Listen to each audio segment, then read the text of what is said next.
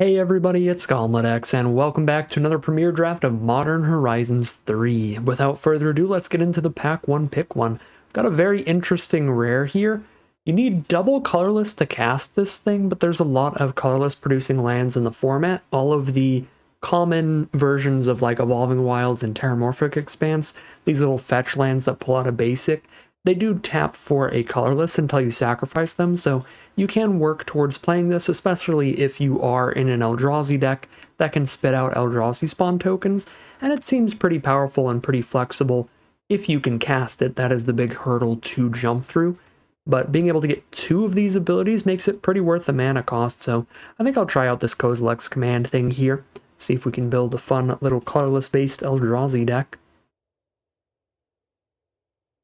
For pick 2, we've got some pretty cheap removal with Fanged Flames, also some cheap removal with Consuming Corruption, but this requires us to be pretty deep into black.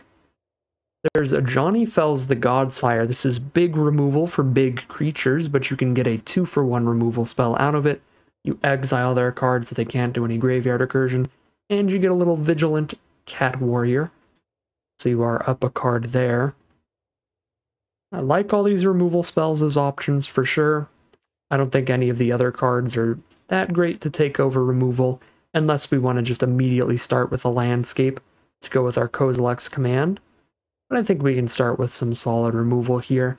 I shouldn't go for the Fanged Flames. I think that the colors that work the best with Eldrazi in this format are basically any color but white.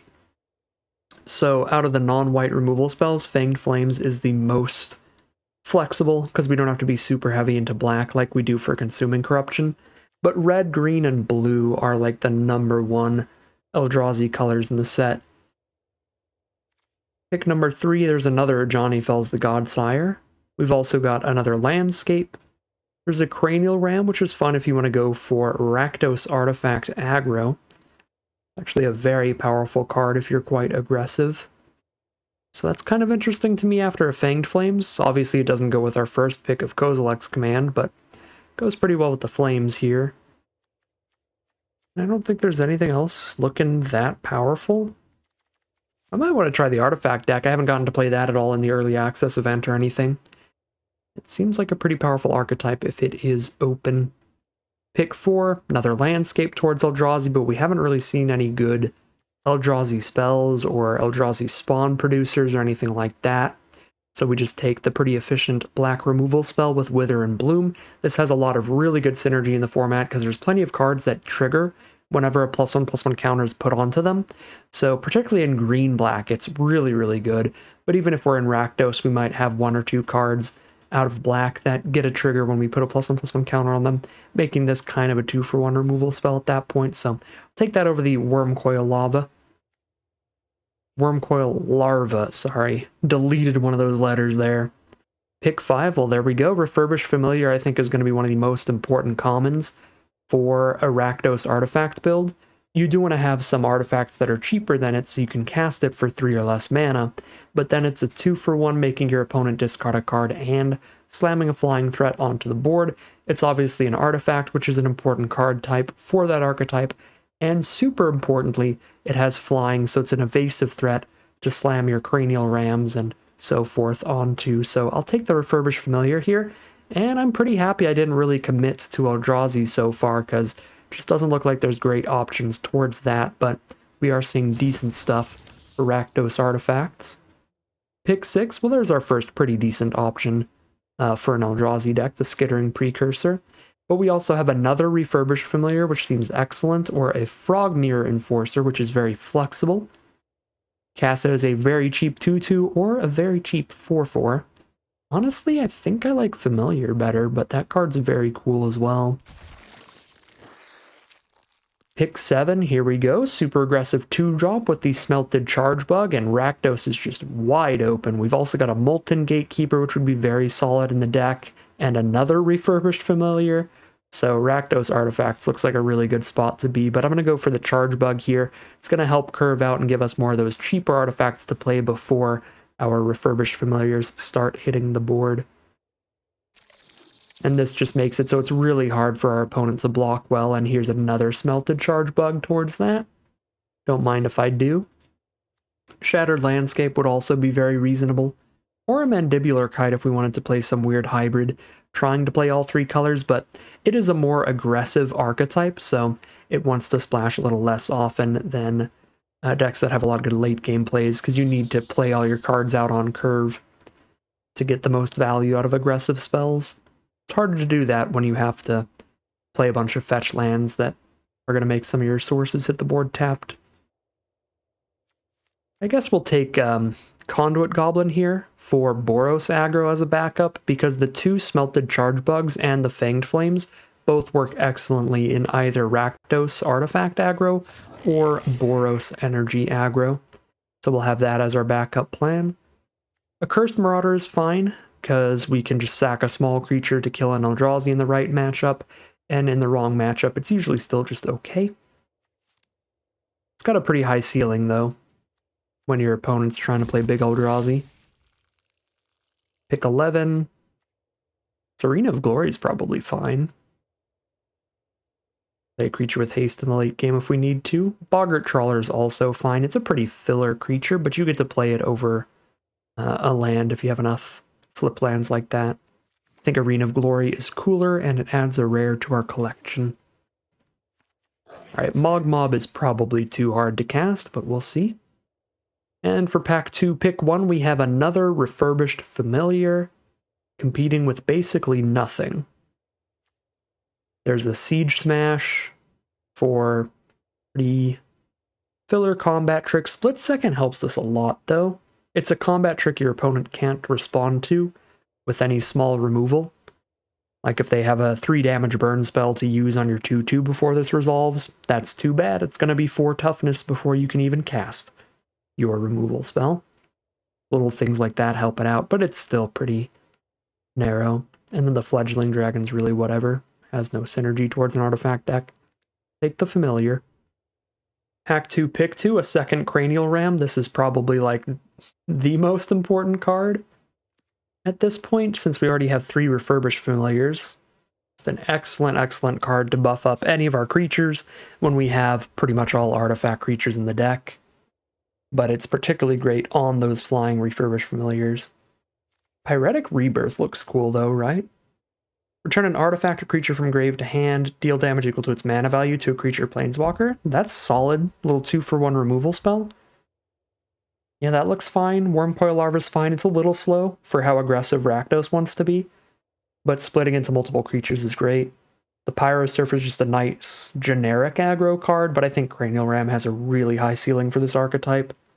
It is also the most likely to wheel, because it's specifically really only for Rakdos aggro, but I think it's important enough to not kind of gamble on it wheeling back when there could be one other player trying to do the same deck as us. I've never seen this card in my life, but it looks pretty cool. I don't think it's for this deck. For us, we just take a Gargantua at the top of our curve, and that gives us a nice card to synergize with our Wither and Bloom. So here's our random top-end threat. Pick 4, another Charge Bug to up our artifact counts and make it even harder for our opponent to block. The Pyro Surfer for just doing a bunch of damage. The Larva for top-end cards. I'm super happy to be in this archetype. I don't think I love the Accursed Marauder in the deck at this point. This is what the actual curve is kind of looking like right now. These we're playing on turn 3. We go 2-mana artifact, turn 3 familiar, and so on from there. Artifact count's still not insane. Pyro Surfer is a very good card, but I kind of like Charge Bug, even though it's a little weaker in a vacuum. It's probably stronger in the artifact deck for hitting that Affinity plus Cranial Ram synergy. And now here's Ethereum Terramander, which is perfect. It's a 1-drop artifact. These are pretty hard to come by, like really good 1-drop artifacts. I think you take the ones that are there pretty highly so that sometimes you do get to play like a 2-mana Refurbished Familiar later and really combo off. Like turn 1 Terramander, turn 2 Cranial Ram, turn 3 play a Familiar for only 2 mana and then another one for only 1. You can really combo off from that point. So I don't know if we're supposed to take it over Breathe Your Last because it's a really good removal spell, but I want to have like the perfect little curve of synergy creatures here to really see what this deck looks like functioning just on all cylinders. And here's a Dreadmobile toward that. Looks perfectly fine. We did get the Pyretic Rebirth, or a Pyretic Rebirth, to come back. Card looks okay. It's slightly inconsistent, because if we don't have an artifact or creature in our grave, it doesn't do anything. So I guess a Cursed Marauder synergizes well with it to make sure it does at least 2 damage.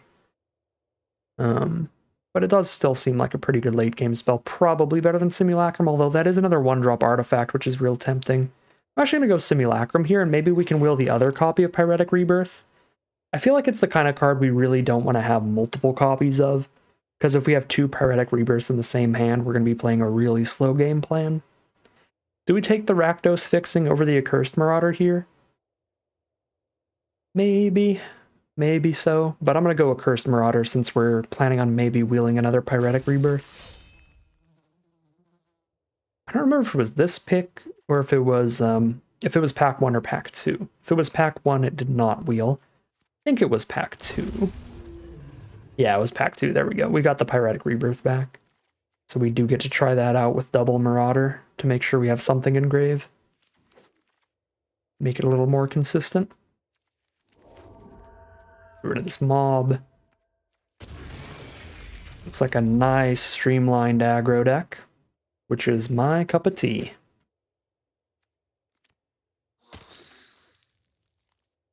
Pack 3, pick 1. We have a second Dreadmobile for a pretty scary finisher.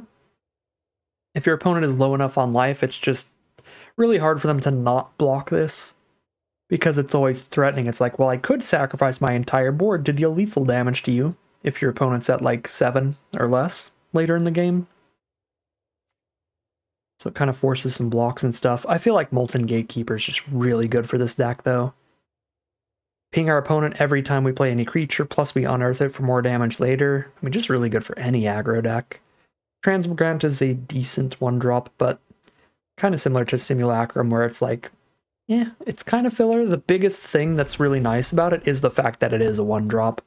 I guess it goes well with our double Marauder, so that gives it some bonus points. But really want to get a Molten Gatekeeper in here. I think this card's great.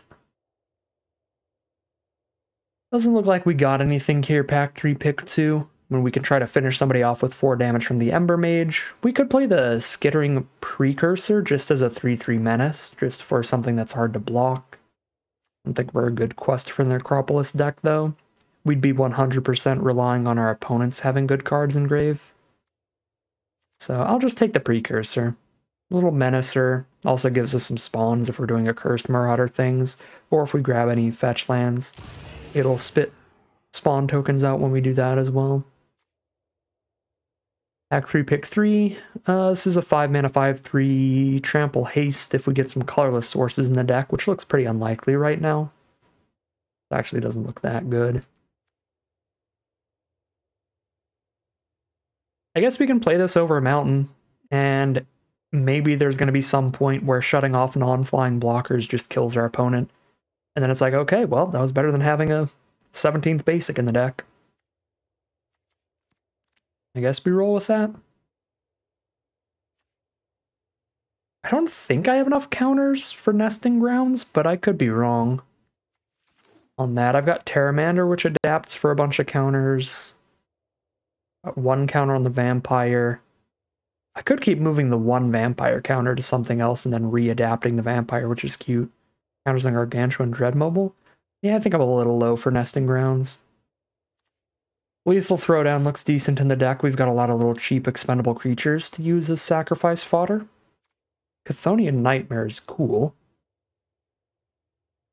But again, it's a graveyard recursion card just from your own graveyard, which we don't have anything like big to do that with. Gravedigg, solid value. Siege Smash is a fine combat trick, but I'm going to go for this Lethal Throwdown to have a way to clear out really big blockers. Probably grab our first black-red fixer. Not a good Nightblade deck. We're not a good Creation of Avacyn deck. Definitely not a good Meltdown deck. Ember Mage, again, would be fine. Just like 4 damage on top of the curve. I'm going to take another Affinity Doofus. We'll take the Frogmere Enforcer over a 4th copy of Smelted Charge Bug. Feel like that's fine. Pick 7, another Marauder. Super consistent Pyretic Rebirth. And get another Pyretic Rebirth. Alright, double Rebirth, triple Marauder. That's the little mini combo we have going on there. And here's a Transmigrant, which combos with the Marauders. So we still got that to wheel for us. Would be decent. There's 28 cards, 2 of them are lands, so we get to cut, let's see, we're at 26 non-lands. Get to cut a couple cards if we want to play like a 16 land build. Got that Ember Mage back.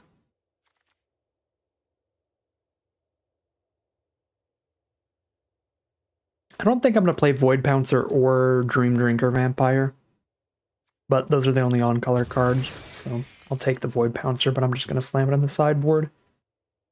Fourth Accursed Marauder? Sure. Get rid of this Dream Drinker Vampire. Play almost all artifact threats. I guess Precursor can stay when we have 4 Marauders, if we keep all 4 Marauders in.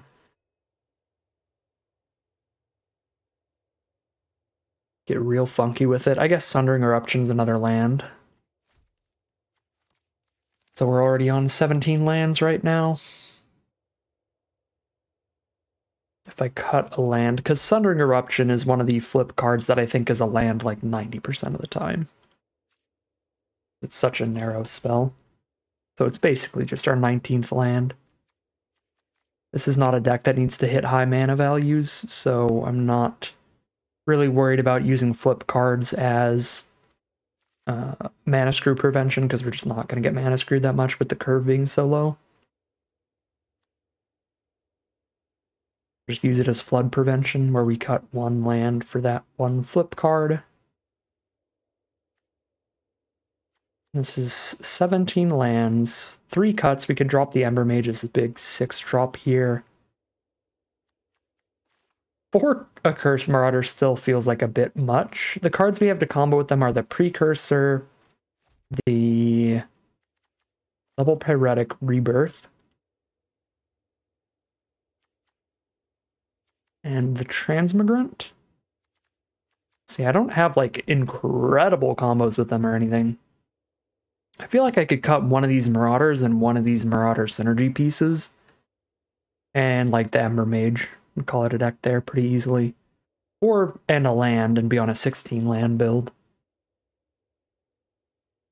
Yeah, if I'm cutting a 6 drop, I think we could cut a land easily. We can go cut 1 land, and then maybe I just go all out on the synergy because it's funny and drop Gargantua and Ember Mage. Just drop the high mana value cards. See what we can get going with these cheaper cards alone. Sure. Let's go for it.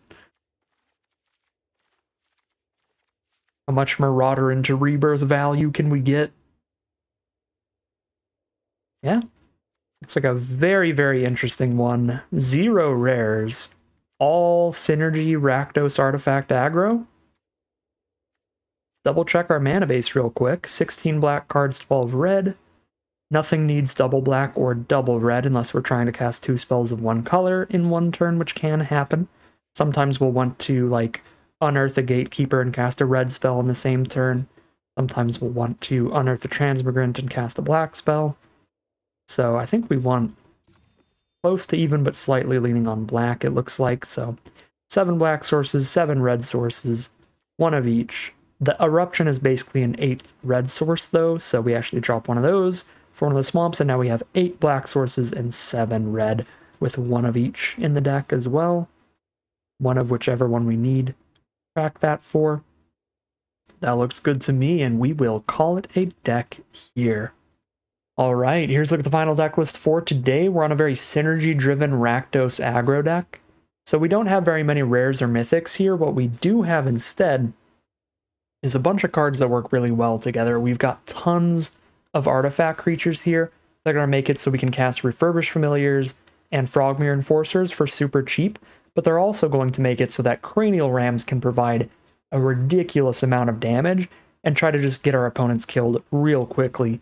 These are also excellent to re-equip later in the game onto flying threats like the triple Refurbished Familiar that we have, and we have all of the regular stuff you want in really aggressive decks. We've got a very low mana curve with 9 2-mana creatures when you count the Cranial Rams. We've got a few 1-drops as well, and we even have some other big endgame threats thanks to the affinity ability on Ethereum Terramander. This can be a big 5/5 flyer in the endgame to get a bunch of damage in. This Dreadmobile threatens to attack in for a ton, because we can sacrifice whatever we need to beef this thing up for the last few points of damage. Just looks like a really solid, really aggressive build with some great artifact nonsense. Although before I do wrap things up, I do want to mention our other synergies, which is the quadruple Accursed Marauder. This is a bit of a goofier synergy. I don't know how good this one's going to be, but with quadruple Marauder, we have the retrofitted Transmigrant, which is just a really good creature to sacrifice to that, so that we're trading up with that Enter the Battlefield effect. But we also have the Skittering Precursor that can spit out Eldrazi Spawn when we're using that to sacrifice cards. And we have the Pyretic Rebirth that really wants us to have an artifact or creature in our graveyard when we cast this.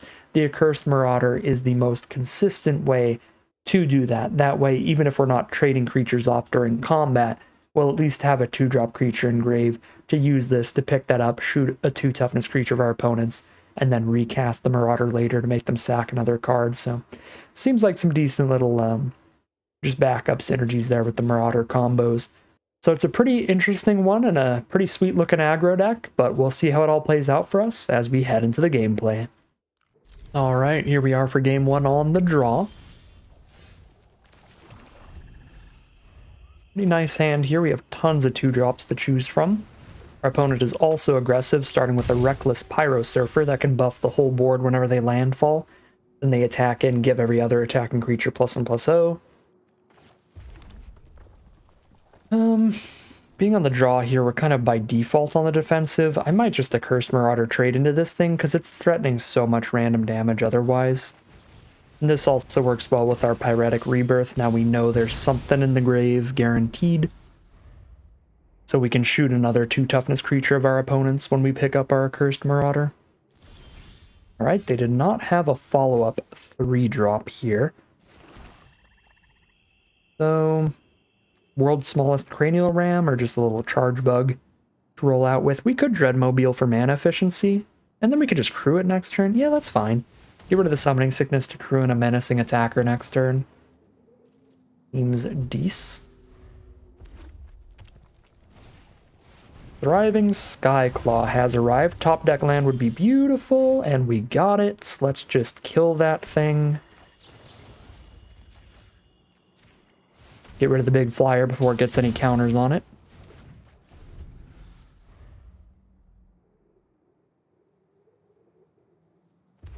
Could have went for the Wither and Bloom instead, but like cashing in the Rebirth there.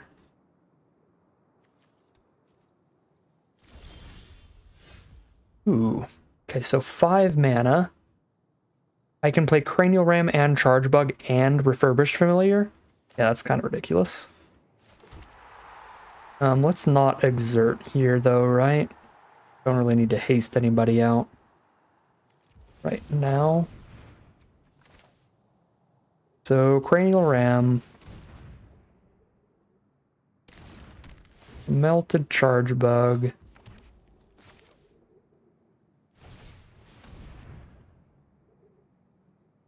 One mana Refurbished Familiar.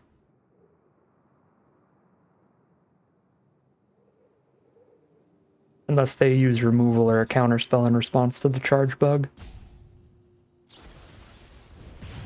Oh, a split second one as well? Gross.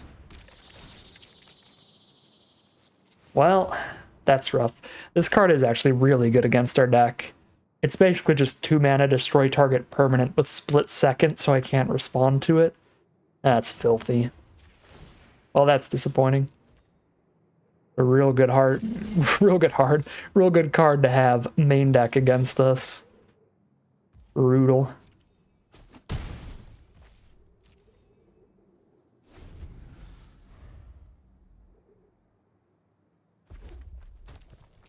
It's not that much different than it not being a split-second card, though, right? Because all we could have done was crewed something with the German response.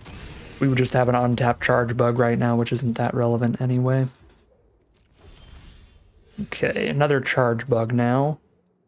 Wither and Bloom the Shapeshifter to clear a path, but I can already give basically my entire board menace anyway. I could Wither and Bloom the Shapeshifter so that the Marauder can kill whatever they play next, but I think we just wait for that then. Just hold up the mana for Wither and Bloom if we need it, but for now we just... You know, I'm going to dump enough of my hand here. I think I actually do exert the charge bug this time. Although it's only 1 extra damage. Yeah, no, we don't. Not for 1 extra point of damage. Let's crew with this charge bug.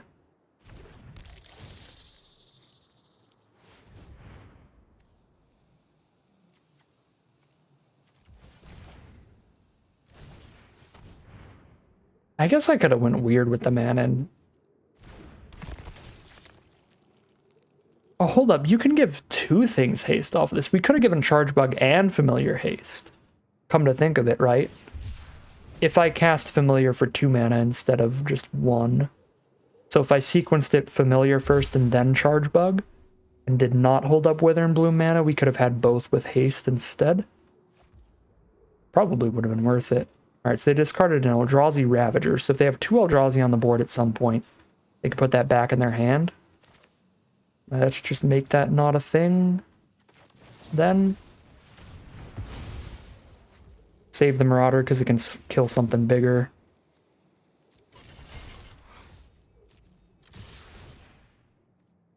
I'll spend an energy for 1 point of damage right now.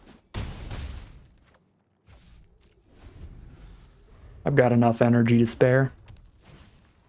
Ember Mage. Alright, that's going to get killed by Marauder, but that is also going to kill Familiar, probably. Yeah. Cool, another charge bug. Alright. Marauder. Trade.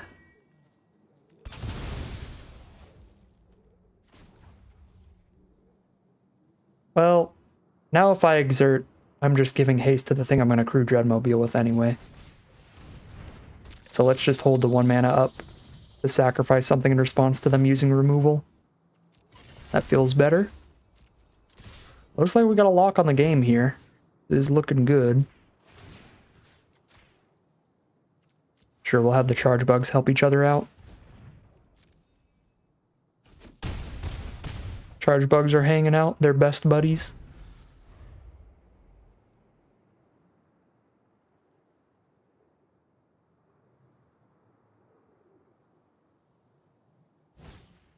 Spawn Gang Commander, that is a good draw.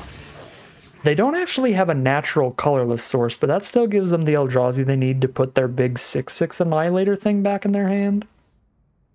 And it gives them tons of chump blocks here. But they would have to sacrifice Eldrazi's Spawn to even use the 2 damage ability. So that's nice. Alright, let's make one of these charge bugs extra annoying. I don't know why they're still split up like that. Crew with one of them. Say party time. And we're just going to buff the charge bugs again. Because the Dreadmobile's already threatening lethal. We just sacrifice any 2 permanents and they die if they don't double block it.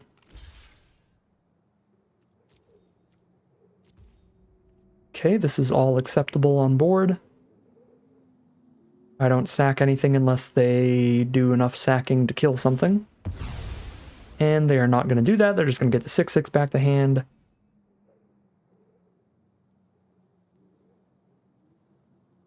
And we will clear the rest of their board. They are down to 3 life now.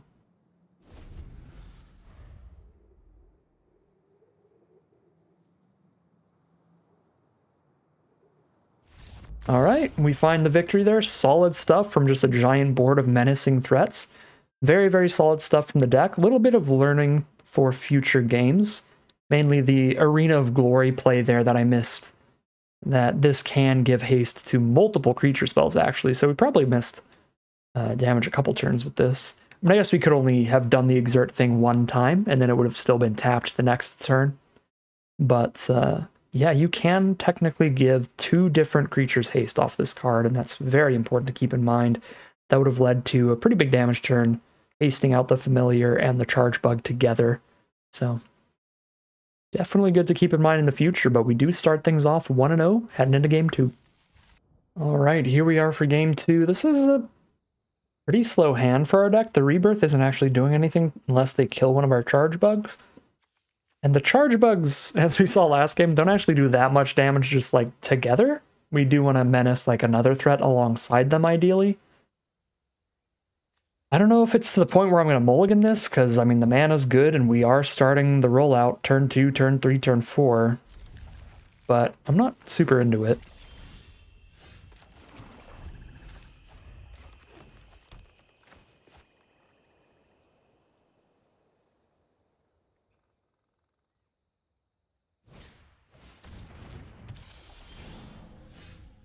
Well, that's a nightmare to see.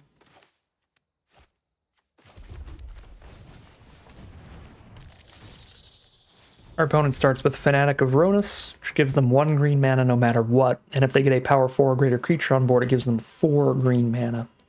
So it's super hard to kill, and even if we kill it, it can come back from the grave as a 4/4. And I suppose we lose, because Cursed Wombat is incredible for the green-black +1/+1 counter deck, because all of the green and black creatures with Adapt have abilities where whenever you put a +1/+1 counter on them, you get something like return a card from grave to hand, or draw 2 cards or something like that, and each copy of this makes those trigger a second time. So if they adapted the thing that draws 2 cards when you put a counter on it, they would draw 6 cards. So RIP, pretty much. Can't even really do anything with the charge bug. I can get it killed so that I have something for Rebirth, but Rebirth would still only be 2 damage anyway. So I think I just Wither and Bloom a Wombat. But we wait till they try to do some counter shenanigans and we respond with Wither and Bloom. Or we just do it in their end step. I guess I can't really do it in the end step. Okay, well that was lucky. They just immediately tried to do it. I was going to say, maybe it would have been better to just do it during our turn when they didn't have mana up. But if they just tap out for it main phase, then that works out real well for us. Because the problem is there, if they just move to their end step, then it's like, well, I can't do it. But they can't do their thing. We have this weird staring contest thing going on. Hello, Familiar. Play a Charge Bug and the Familiar here. Sure, and Familiar is a really good card to end up in our graveyard for the Pyretic Rebirth. So I like that.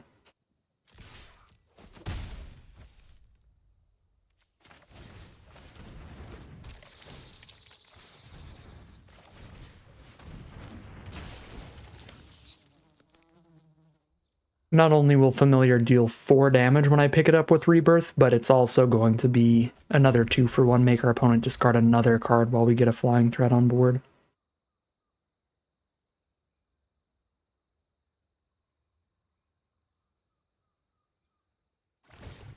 Alright, so this time they get to actually resolve the Adapt, which means Fanatic of Ronus is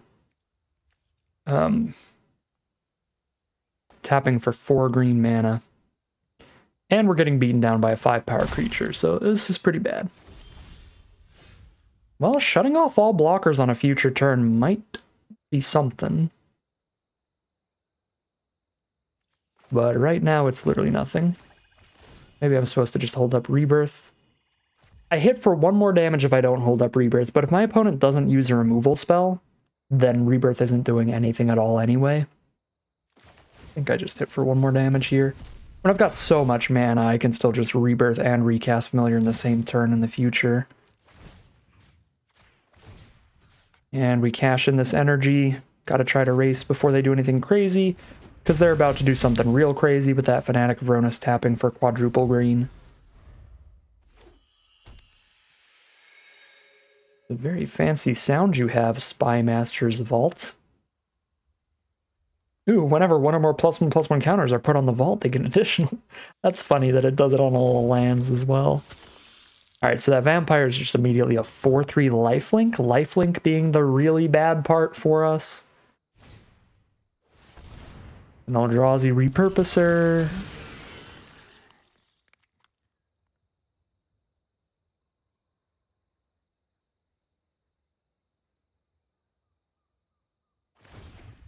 Yep, there's the adapt, and we still have nothing in grave, so Pyretic Rebirth doesn't do anything. The Dreadmobile, so I can sack something to have something in the grave. I guess the really nice part about this Dreadmobile is that I can sack something when I block the lifelinker with it so that my opponent gains no life, or if they block with the lifelinker, I can shut it off. So how do I do 12? How do I do like 6 this turn, 6 next turn kind of thing? I mean, I think I just hit for 3 now and then 9 next turn, because we can shut off all their blockers next turn to Sundering Eruption. So with a Dreadmobile on board, 1, 2, 3, crew it up, 4, 5, 6... 7, 8 off of a charge bug attacking and using the energy. So I have to hit for 4 right now.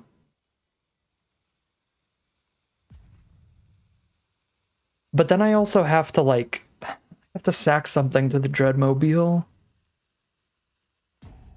I can't really hit for 4 right now, because if I attack them with charge bug, they double block with a lifelinker and a 5/6.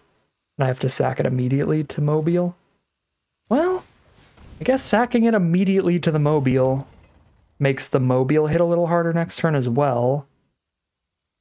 But then I don't have the creature on board to crew it, because I have to sack on attacks and then sack on blocks if they send the vampire in. I feel like our best bet is just sending in Familiar. And then they're at 9. We have 1, 2, 3, 4, 5, 6, 7 off of blocking and sacking, because that's a 4-power Dreadmobile. 7 is not 9, though, because I have to lose one of these charge bugs, which means I have to crew with the other one. So I'd need to top deck something that can crew the Mobile so I can send in a charge bug as well, but it is possible to win off of a top deck creature that costs 3 or less. A possible win is better than no chance at a win, so we'll take it. I don't think I'm supposed to block with Dreadmobile. I think if the game goes long, we lose anyway, so let's not put the Dreadmobile at any risk of dying to a random combat trick.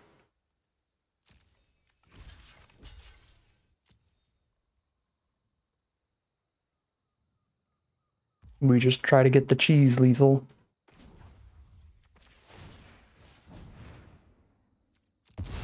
I guess I am cracking back for 8, actually, because I can sack the charge bug after I crew the Dreadmobile with it. So if I find a way to deal 1 more damage, we can get there, if they don't kill anything. If they just play a bunch of blockers again.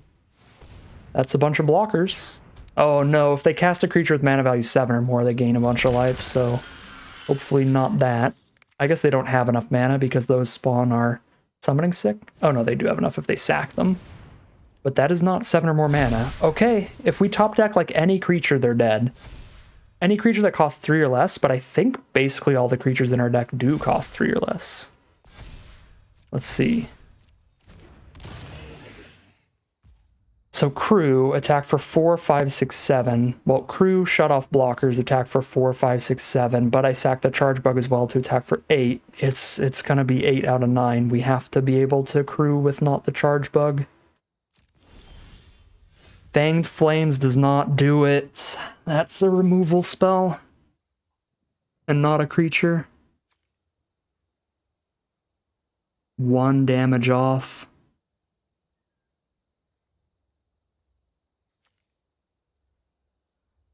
Right? I mean, Rebirth only shoots creatures as well.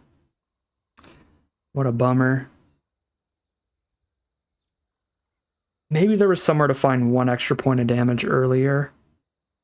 But I think the last few turns were played out, like, as tight as possible.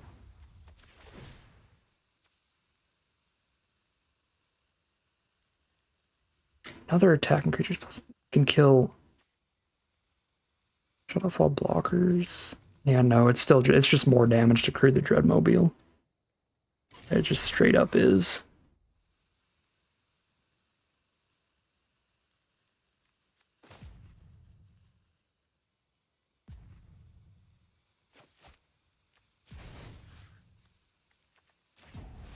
Here, get a tapped land.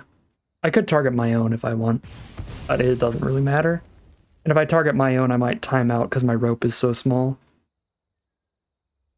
And end up dealing 7 instead of 8.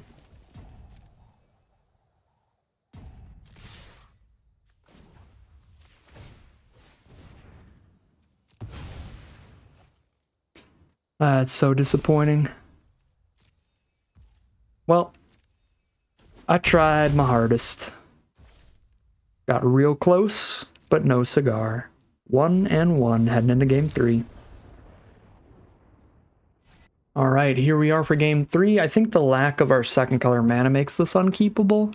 I mean, I can play a Transmigrant and have 2 removal spells alongside it, but I'm just chilling with a 1-1 for a long time. It's not really enough action. Alright, get rid of Lethal Throwdown. I already have 2 Lethal Throwdowns. I mean, they're not targeted, but I don't have anything good to sack to a Lethal Throwdown with this hand. This hand's actually pretty awkward, but it has both our colors. Like, the Familiar is pretty bad in it. At least we have the Marauders to go with the Rebirth. Like, that part's fun, but I can't even play the Marauder till they play a creature, so we're on the play with no 2-drop. X-Gold Slith. Alright, so we'll start things on turn 3. Boros aggro seems like a reasonable matchup for Pyretic Rebirth combo, because they have the cheap creatures to kill, and getting some 2-for-1s can put us ahead. Yeah, I mean, this seems like a good matchup. I only say reasonable instead of, like, good or great, just because it's like, they're probably not going to have, like, really big creatures for us to kill with these Accursed Marauders, but they did have a Bomb Rare Eldrazi Linebreaker, which is a pretty absurd card. So there's that.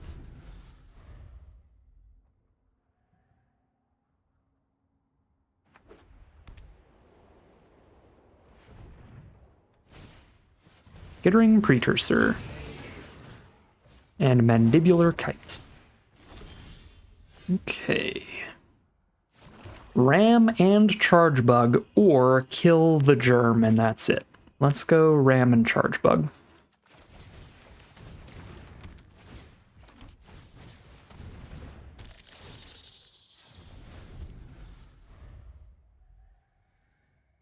They do have a landscape to go with their precursors, so when they fetch with their land, they get a Eldrazi spawn.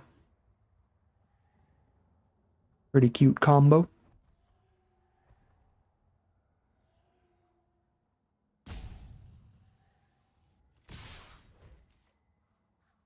Yeah, we don't really have blocks here. Go to 12.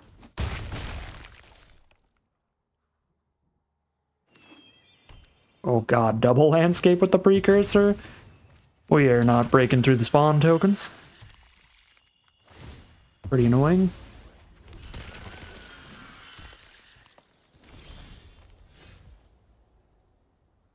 Fifth mana is irrelevant here. We have 2 mana abilities and a 4 mana ability. Land 5 changes nothing. I drop Refurbished Familiar. I've got a 3-power blocker against Precursor, but it has Menace as well, so I'd still have to double block with Charge Bug in that. They'd only kill one of the 2.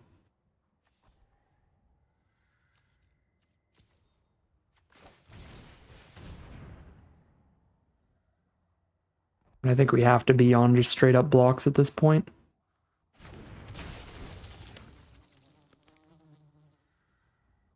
By the way, they're not Boros aggro. They picked up Swamp Forest here. So just all the colors all day.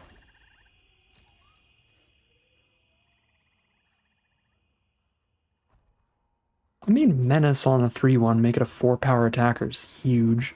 We're getting pretty low on life here.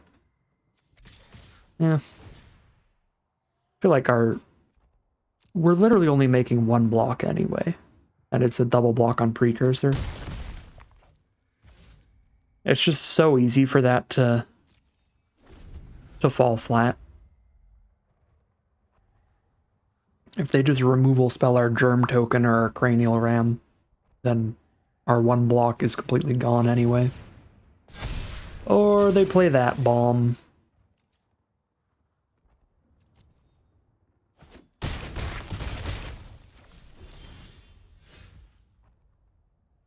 Yeah, these are not big enough to break through Titan's Vanguard. Card is strong. Can Menace in, we can hit for 4, 5, 6, 7, put them to 8, and then super die. I guess if I top decked a land, then, well, no, because I'm not doing enough to Precursor, never mind. I was going to say then maybe I can kill the Vanguard, but no, I have to kill Precursor and then a Marauder can kill the Vanguard. Is there any way to survive on blocks even? No, we've got like 5 toughness, they've got 5 trample power, that's all going to get buffed. Yeah, no. Mega dead.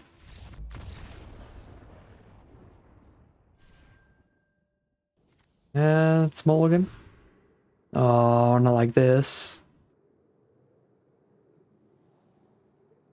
Can I mold a 5 on the play where I'm not even drawing on the first turn? I mean, I have no 2-drop play because they're not going to have a creature on board. The Familiar's not going to be till turn 4. If I don't hit a red source, his hand does nothing. Mold a 5 on the play, baby! This would be a real disappointing ending.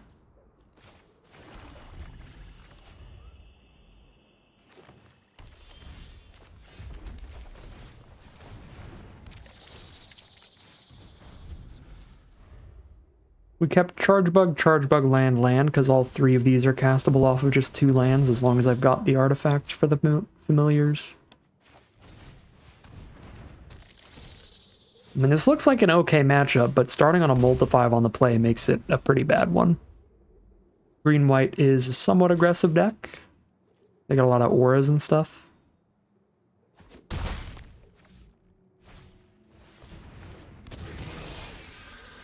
Wither and Bloom. That's actually pretty exciting here.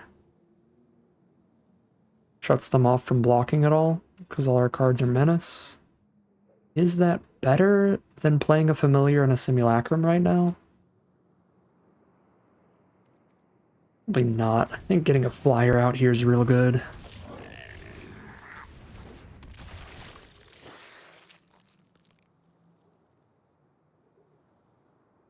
Does mean no attacks this turn, though. I could send in the Charge Bugs and have them buff each other, so that way if they do double block, I kill the Brood Scale at least.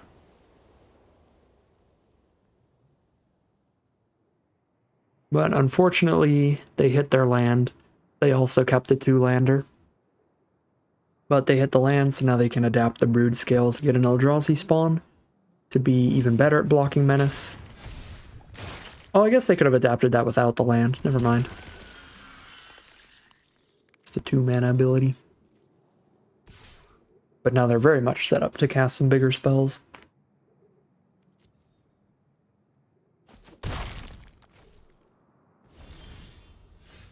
Okay, now I can Familiar and Wither and Bloom this turn. But if I Wither and Bloom a card, they still have double blocks. Kill one of my Charge Bugs. Yeah, I end up trading a Charge Bug into a token. So I think I only send in the Familiar then. But at this rate, we're just not attacking it on the ground at all.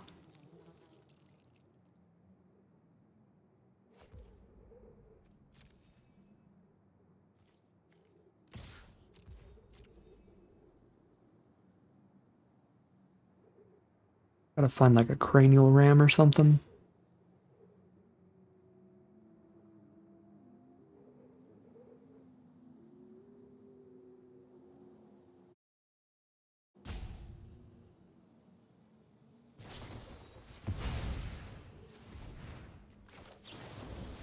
Well, that was good for us. That was super lucky. I thought they were just going to play some kind of hard removal spell, but having the Wither and Bloom in response to the combat trick is incredible there. Guardian of the Forgotten. Means they've still got double blocks set up, but we can hit for 5 in the sky every turn. Gonna take 4 turns to kill them. If I find a land for Simulacrum, or I find that, I can instead just kill this Guardian. And we get everybody in with the Menace.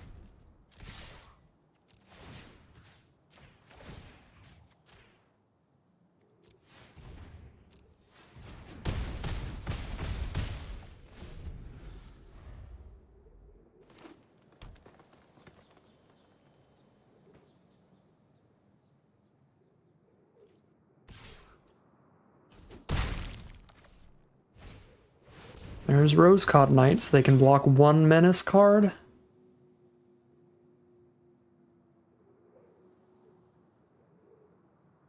Which means they're dead, right? Because I can Wither and Bloom. Wither and Bloom a Familiar. That's 5 in the sky guaranteed. They can block 1 2-power Menacer, but the other 2 + 1 gets in. 5 + 3 is 8. That's dead.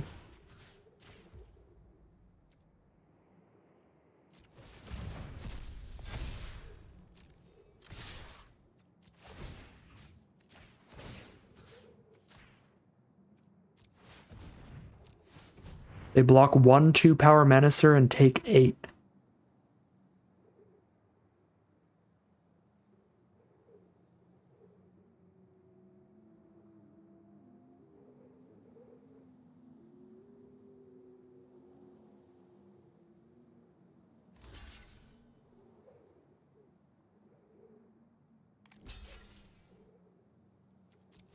And there you go, the Molt of 5 cards, and a Dream manages to drag us out. Make sure that we're not getting a 3-loss streak here. Those are always super disappointing, so at least we didn't completely fall apart right at the beginning, and we are now 2-2 heading into Game 5. Here we are for Game 5. I think we keep this. It's like 1 card from being very reasonable. Right, like I need 1 more 2-mana or less artifact. But if I had 1 more 2-mana or less artifact, then I could know that I could do Familiar and Enforcer. But right now, all I know I can do is Simulacrum. Then this costs 3 and this costs 3 for the 2-mana version. Or for the 2/2 version. So, if we just don't draw... If we don't draw any artifacts or lands, then this is awkward, but I guess our deck is almost all like artifacts and lands, so there we go. What do I play first here between Transmigrant and Simulacrum? I kind of want to play Simulacrum first for haste, so I can poke for 1 turn 1, but also Transmigrant with the lethal throwdown in hand is a pretty big deal.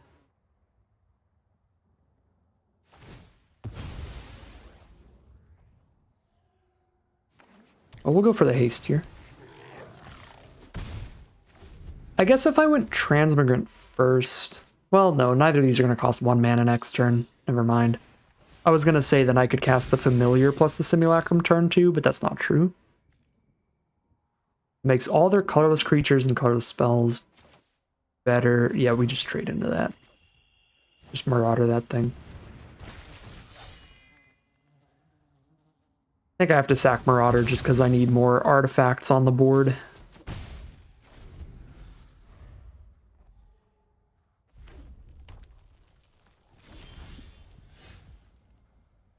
Probably play Charge Bug here.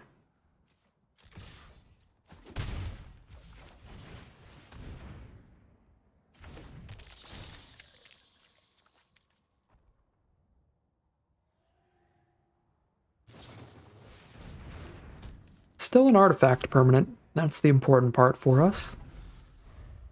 Unless they spend the 3 mana to exile it here. So blue, red, green, Eldrazi stuff. Eldrazi ramp. There's the Sage of the Unknowable to ramp up. Lethal Throwdown is going to be real good in this matchup against the right Eldrazi. The Refurbished Familiars are also going to be very nice. Can make them discard some cards here before they have the mana for the Eldrazi. We can try to make them discard them. Can only cast one spell here because they don't have double black. I should do it pre-combat just in case. Let's play a familiar.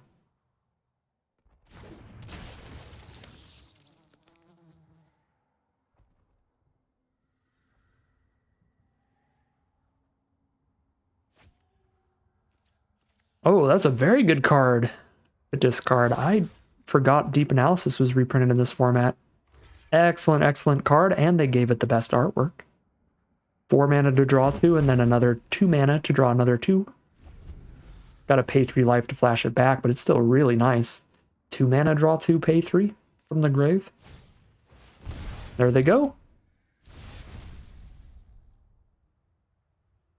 They are down to 13 thanks to having to pay some life there, thankfully.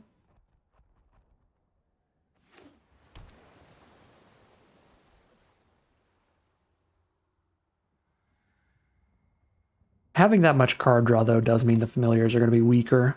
They will have something less relevant than like an Ulamog to discard.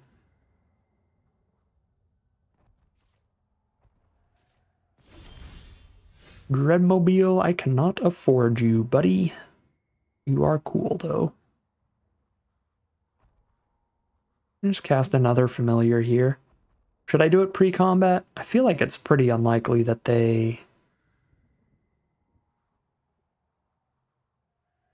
kill 2 of my cards here.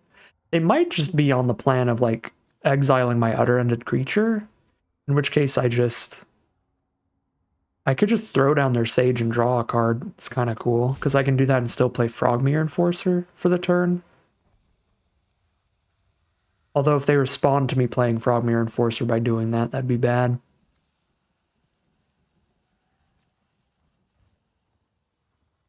Yeah, let's just go really wide. Let's play Frogmere Enforcer. Worst case scenario, when they exile the Charge Bug in response, I just play the Familiar too. Yeah, sure.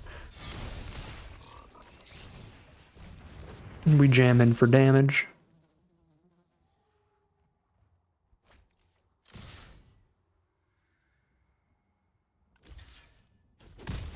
And this way, we're still saving Lethal Throwdown for some giant Eldrazi threat. Like, it's not that bad for us that we didn't get to draw the card off of the Throwdown. It was just a nice alternate line to potentially do towards drawing into the lands we need for these cards. Especially when Frogmere Enforcer in our grave is a 7-drop, so if we get to Pyretic Rebirth with a Frogmere Enforcer, then it's a real good removal. Alright, they're going to bounce one of our creatures. And it's got to be one of the flyers, right? No, yeah, I guess they really don't want to discard another card. But the Frogmere Enforcer, like, already can't attack into the 3/5 Depth Defiler anyway. But they stop some damage if I decide to Lethal Throwdown this turn. I don't think I want to do that. I guess it depends what we draw. If we draw like a Swamp, we might go Transmigant, Throwdown, Frogmere Enforcer. But if we draw a Mountain, I'm not sure what we want to do. And if we don't draw any lands, then I will be sad. Okay, Mountain it is. So could cast. I could still Lethal Throwdown the Defiler, but I'd have to actually sack a Simulacrum to do it, instead of something that can come back later. So we'd be playing Frogmere Enforcer plus Lethal Throwdown.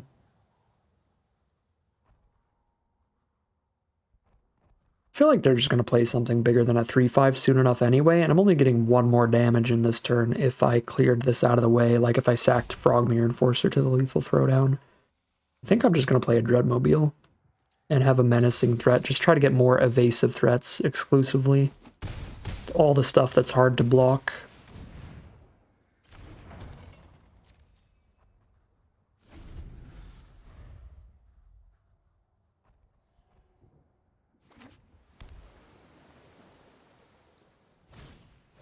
Drowner of Truth. There you go. 7/6 multiple Eldrazi spawn tokens as trump blockers, but it doesn't do anything about our flyers, which kill them in 2 swings. So I don't even think we removal spell that. I think we just say removal for a reach creature or a flyer, or we top deck Sundering Eruption. That's 1 damage off from lethal. Because I can hit for 1, 2, 3, 4, crew this. That's 5, 6, 7. Oh, that is lethal. I'm done. Never mind. It's just straight up lethal.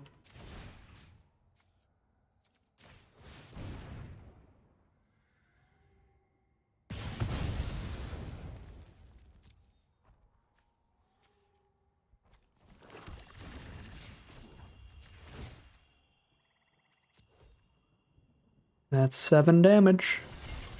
Unless they have a 3 colorless mana trick.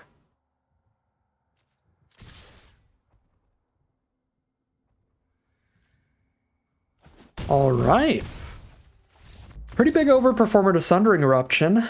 The first time we tried to cheese lethal off of the card, we ended up getting our opponent down to 1. We still lost the game, which was disappointing, but it was the only card giving us a chance at winning our second loss.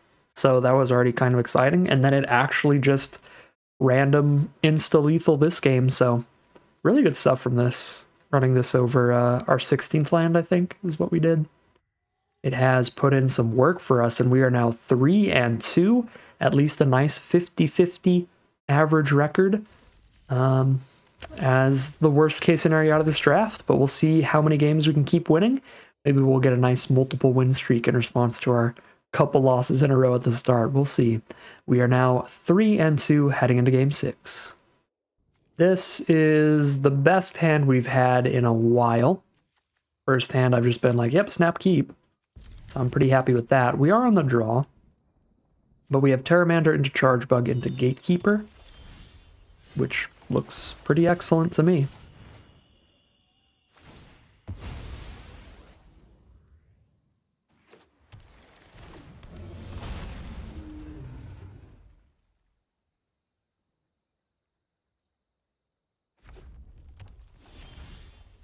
Playing against blue-red, which means it's pretty easy for them to have cheap removal for this Terramander, but let's see. Oh, not yet. Here's Chargebug.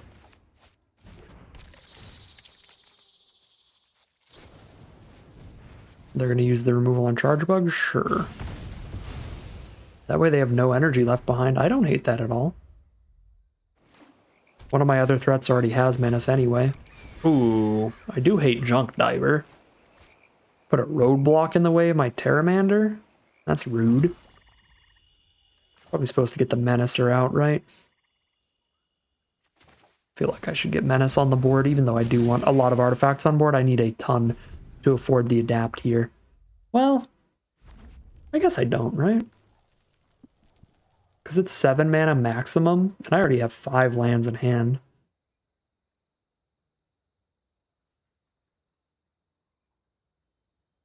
So just 2 other artifacts on board would be enough to adapt it later.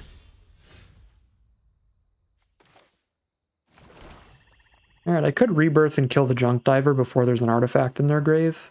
Picking up Chargebug. I don't hate it, but it only gives me 1 extra damage this turn, so I think it's slightly better to just hold this up since it's an instant.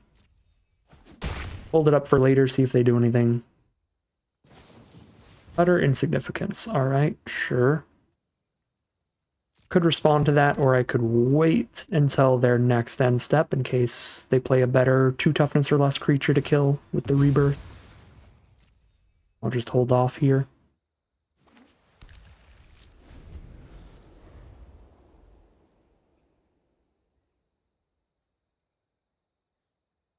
Very few counter spells in this format, so I'm not really worried about that. There's like 1 common counter spell. I probably should have responded to that, because they could have discarded an artifact, but they didn't, so we're fine. Ooh, Amped Raptor. They've only got 2 energy, though? So if they hit a 2 mana spell or less, they get to play it, but no, they hit a gigantic flyer that costs 1 million. Alright, cool. I'm almost tempted to kill the first striker on the ground, but we just kill the flyer before they can get anything back with it, because we can just menace everybody up with the charge bug anyway.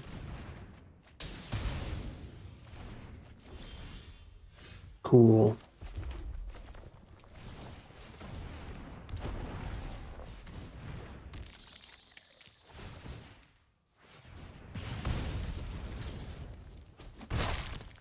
See what those 2 cards in their hand are. They gotta be decent to stabilize here, but they don't have to be that good. Our board is not that scary. The Pteramander is scary. They need removal for that. Essence Reliquary. Return a creature to their hand.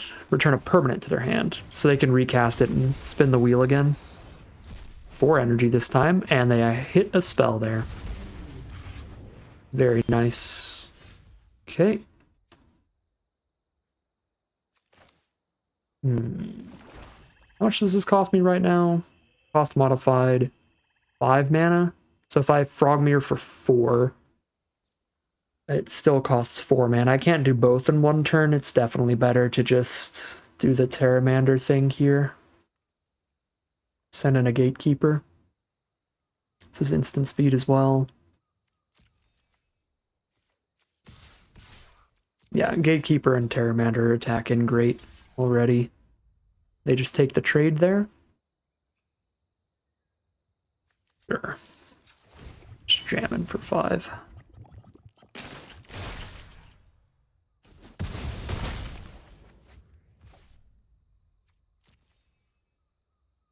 Maybe I should have even played this as a 2/2 pre-combat, but yeah, they did go pretty low here. Would have been solid value. Just amped Raptor for 5, hope for the best. Our opponent is on just the lottery wheel, the roulette wheel deck right now. Could be bad. That looks pretty bad. Oh, it just draws a card. Adds to the energy they get and it draws cards. Okay. So if I play a Simulacrum and I kill one of their blockers, then they can't block anything. They take 6, 7. 7 is not lethal though. So we just Gatekeeper for extra damage. I don't have the red mana I need to kill something with Simulacrum, but I can probably kill them here. I don't know, math is for blockers on this one. I get to play 2 spells to shoot them with Gatekeeper, attack with everybody, and menace the flyer to guarantee 6 gets in. Yeah, that's lethal. That's super dead. Alright. Very nice stuff. We are turning things around from some early losses. We now have a very reasonable record at 4 wins no matter what. We're at that break-even point where we're getting almost all of our gems back out of this event. Super, super sweet spot to be.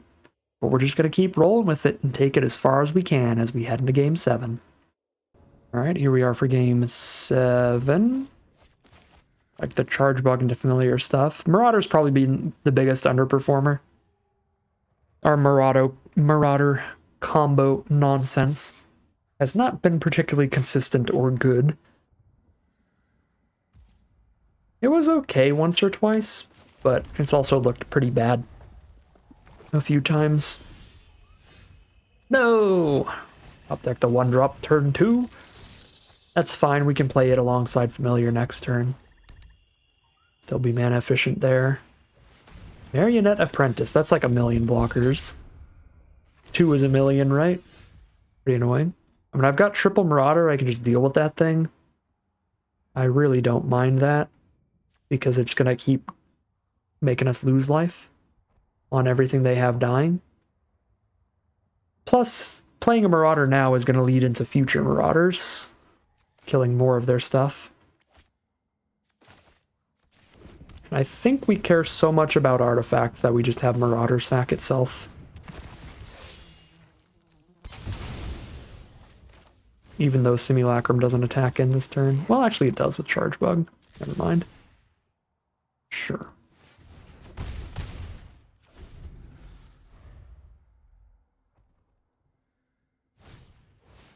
Drossclaw. That's another token. Play a Marauder and a Familiar, but Marauder is super bad on this board. So we just play a Familiar and crack a Landscape for black. Or I could play nothing and hold up Simulacrum's ability. That's a bit of a gamble for sure, though.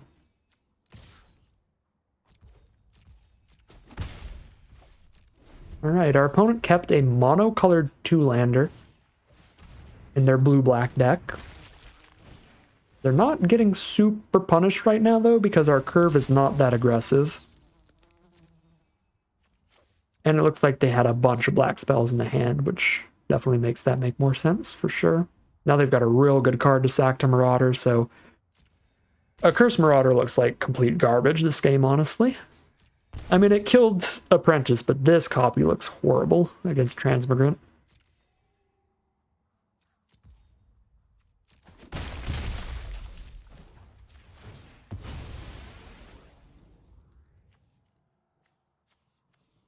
I hate Arena. I'm just trying to click on a land. I don't know why that happens sometimes.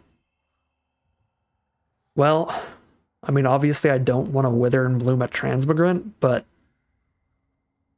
it's going to let me wipe their board here. I could just Wither and Bloom the Familiar and hold on to a Cursed Marauder still, but it's not like Transmigrant's going to randomly die.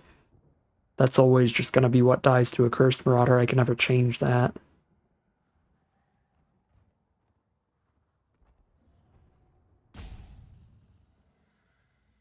Yeah, a Cursed Marauder is just going to be horrible, period. We just play it anyway. Like, they need 4 mana to resurrect the Transmigrant anyway, so... It might actually be somewhat of a 1-for-1.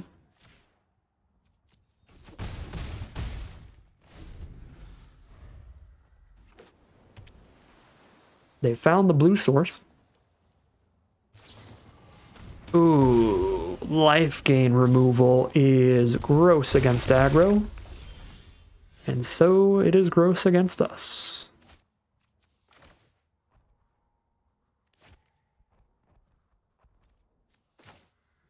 I think it feels slightly better to hold up Simulacrum's ability than it does to hit for 1 more damage here.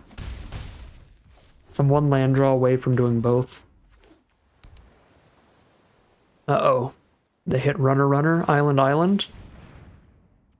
And there's Blastoise. Is an incredible bomb. Just a gigantic unblockable creature, basically. Anytime they play an artifact, it can't be blocked this turn.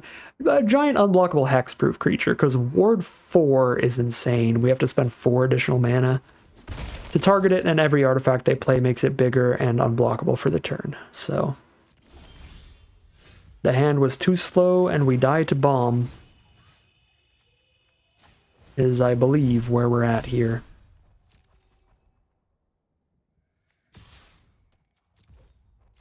Guess I can at least try to chump.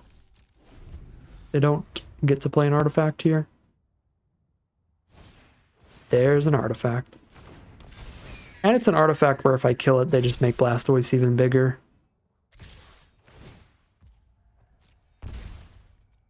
Oh, this is disappointing.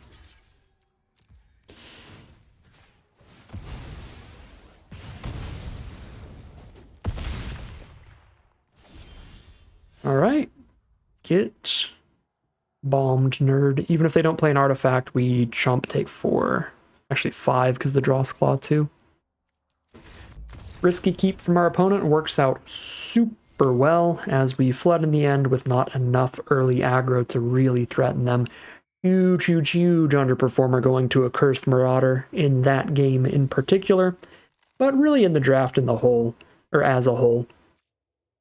I think this deck would have been certainly much stronger if it was 100% focused on exclusively the artifact aggro side of things. So Transmigrant could have still fit in the deck fine alongside the Lethal Throwdown, I guess. But like these cards, the Accursed Marauders, the Precursor, the Pyretic Rebirth, were all pretty big underperformers. I think if we swapped these out for just more consistent artifact threats, we would have had a pretty excellent deck, like about as good as you can get without any bombs. So, I mean, there's nothing in the sideboard I think would have been way better. Right, we put 7 cards in, so we just go for like a bit of a higher curve, play the Gargantua, play like a 17th land, play the Ember Mage as well, Fledgling Dragon. I guess Precursor can stay in for Menace. Play the Dream Drinker. And I guess we can still play like 1 Marauder. Like, this is probably a bit better than the build we were running. Something like this. But certainly some filler, like off synergy cards getting added into the deck. Like, Gargantua was good generally, but it's not super synergistic. Ember Mage is probably the best card we're bringing in. This big damage late game. It's really something that might have been able to have changed during the draft itself. If there's anything pretty decent that we took a Cursed Marauders over, I think we would have preferred those other spells with how those games played out. So that's the biggest underperformer here, and the biggest kind of learning thing is when you are on a super synergy-driven aggro deck like this that needs to have all the cards super functioning together, kind of need to be like really, really focused up on just one major synergy line, that being artifacts for this deck, not sacrifice. So, still not a bad run at all. We turned our early losses into a decent 4-3 run, breaking even here, getting all the gems we need to hop into another draft, so still take it. Still not a bad run, but definitely some things that could be learned for future drafts and future games of the format. But that is going to end today's video. As always, I'd like to thank my patrons and YouTube members for their support, as well as you for watching the video. If you're interested in seeing some more, you can always like, comment, and subscribe to tell the YouTube algorithm to send you some more in your recommended feed. If you'd like to catch me live, you can check out the Twitch channel in the link in the description below, and if you'd like to support the channel directly, you can check out the Patreon link in the description below. But other than that, as always, thank you very much for watching, and I'll see you again soon for some more Magic Arena.